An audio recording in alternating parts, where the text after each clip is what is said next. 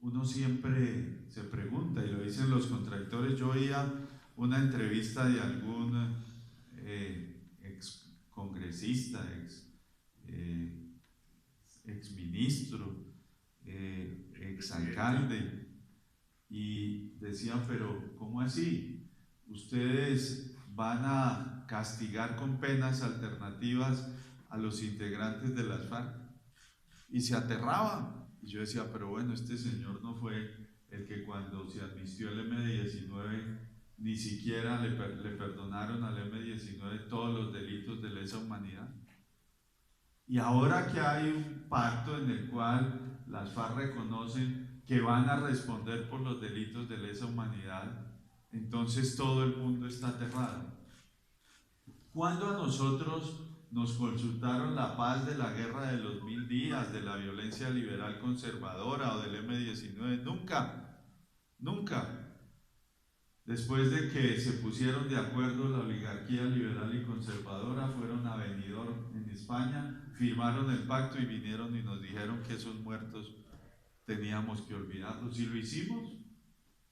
Y hoy, que un gobierno tan valeroso como el del doctor Juan Manuel Santos va a hacer consulta, entonces le están poniendo pelos. Es una actitud absolutamente demencial, sobre todo propiciada por una oposición que quiere que la guerra continúe en este país. ¿Y quiénes van a la guerra? ¿Los hijos de nosotros? ¿Los hijos míos? No. A la guerra van los hijos de los campesinos. A la guerra van los hijos de los obreros. A la guerra va la gente pobre. A la guerra no va a la oligarquía. Por eso yo creo que es hora de decirle no más a la guerra y sí a la paz. Es una oportunidad que jamás volveremos a tener, por lo menos en el futuro próximo. Tuve la oportunidad, y gracias a ustedes los boyacenses y las boyacenses, de ir al Congreso de la República y ser ponente de la Ley de Víctimas y Restitución de Tierras. Y cada 2 meses hacíamos un seguimiento a esa ley de víctimas. Y escuché los relatos más escabrosos del mundo. De la madre que tuvo que ver cómo torturaban a su hijo y cómo ella lo tenía que ir a enterrar después de estar casi mutilado. De la señora que morir a su padre, a su esposo, a sus hijos y quedar sola en la vida. Y todas esas víctimas lo único que pedían era que jamás se volviera a repetir eso, así ellas tuvieran que perdonar. Los que no perdonamos somos los de la ciudad, los que jamás hemos tenido que ver con una víctima, los que hemos vivido confortablemente en la paz. Por eso nuestra invitación es a solidarizarnos con todas esas víctimas, a entender que hay que cesar el sufrimiento de mucha gente, así no seamos nosotros.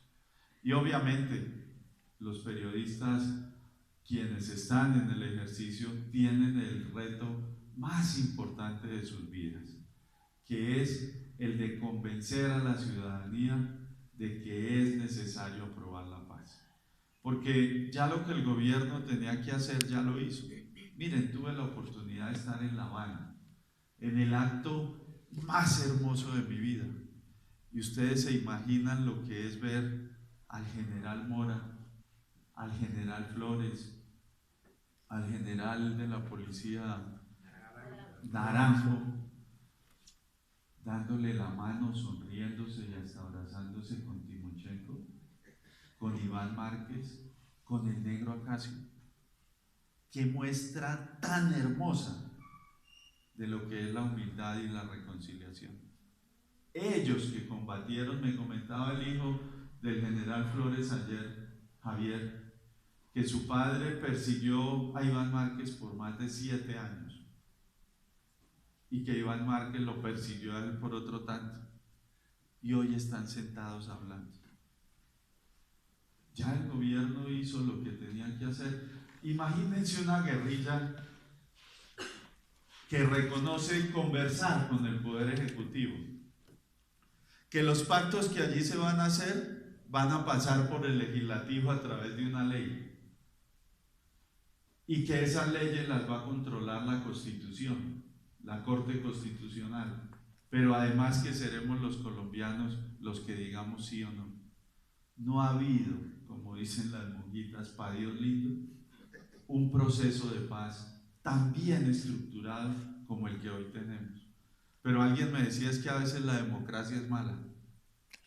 Y claro, de pronto es tanta democracia, no como antes que nos embutieron esos pactos de paz sin que los colombianos dijéramos nada. Y el balón entonces está en nuestra cancha.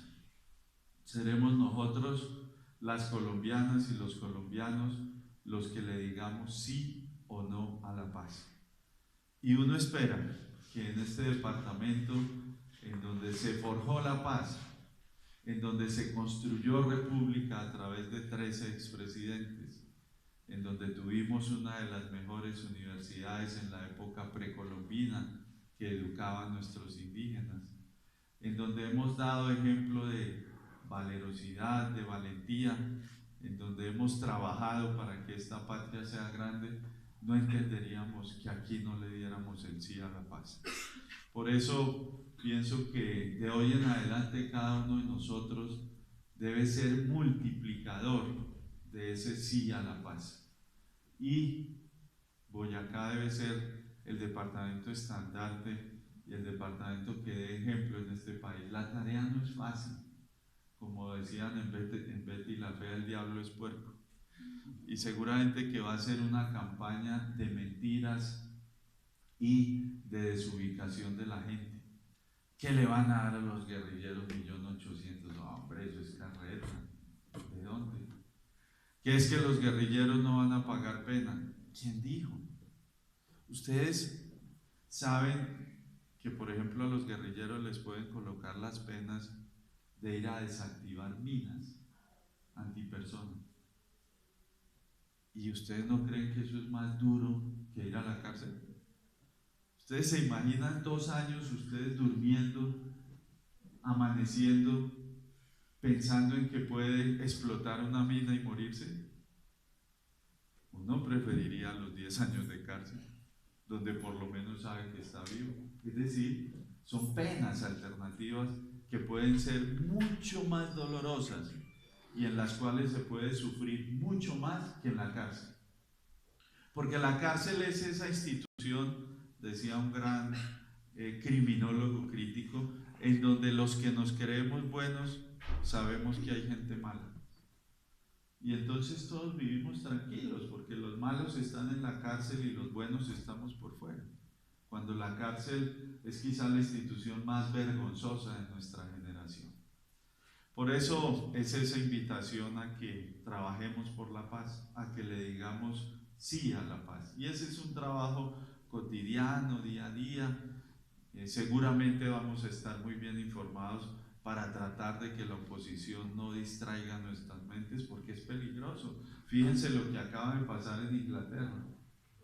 Este prohombre hizo que Inglaterra saliera de la Comunidad Europea y todos creían que iba a asumir el primer ministerio para llevar a Inglaterra hacia lo que era estar fuera de la Comunidad Europea, y como dicen las monjas, le sacó el cuello y dijo: no, yo no quiero ser primer. Pues ¿por qué no quiso ser primer ministro? Porque Inglaterra va al fracaso a punta de mentiras de la oposición, que no dejó que ese país llegara a continuar en la Comunidad Europea. ¿Y qué está pasando en Estados Unidos de Norteamérica? Un demente loco está casi a puertas de ser presidente.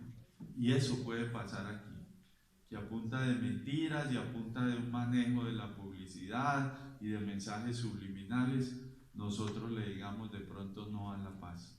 Y sería terrible, porque lo que dijo el presidente Santos no lo dijo de malandrín ni de mala leche, lo dijo porque es cierto. Hasta ahora la violencia de las FARC fue en los campos rurales. ¿Quién sabe cuál sería su otra estrategia? Porque el terrorismo lo acaban ustedes de ver en Turquía, es mucho más fácil como herramienta de muerte. Y eso puede llegar también al país, en donde los que vivimos cómodamente en las ciudades podamos sentir el horror que han sufrido todas esas personas que viven en esos centros apartados de nuestra querida Colombia. No fue una amenaza, para Dios lindo que no, fue simplemente una advertencia, que es diferente. Es como cuando a uno le dicen en la casa, se lo advierten, ¿de acuerdo? Y en todo eso tenemos que pensar en nuestros niños, en nuestros nietos. Uno preferiría que sus hijos le contaran a sus hijas o a sus hijos del último festival de la cultura, de las artesanías de nuestro norte de Boyacá, de la gastronomía de Sáchica, de los verdes hermosos de Boyacá, de los actos de la Asociación de Periodistas de Boyacá, de la poesía, del arte, de la música, de la pintura, en vez de hablar del horror y de la muerte. Finalmente, Julio, Jenny nos acaba de hacer una diligencia con el jefe de Relaciones Internacionales del Ministerio de Justicia, quien tiene unos contactos internacionales impresionantes y seguramente que vamos a trabajar para que esta sede sea una realidad. Decirle al presidente o al gobernador,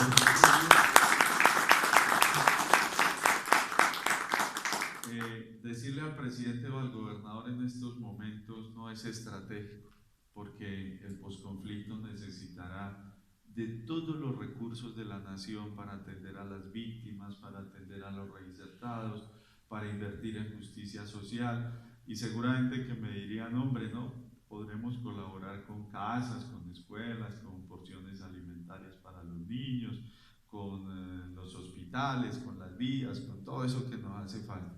Pero de pronto a través de la cooperación internacional lo podemos lograr.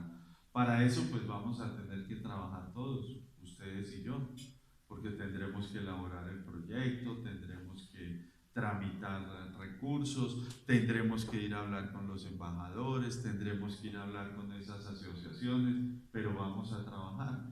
Si no se nos da, algo tenemos que hacer, el banquete del millón, el bazar de los periodistas, cualquier vaina, pero eso no nos puede quedar pequeño.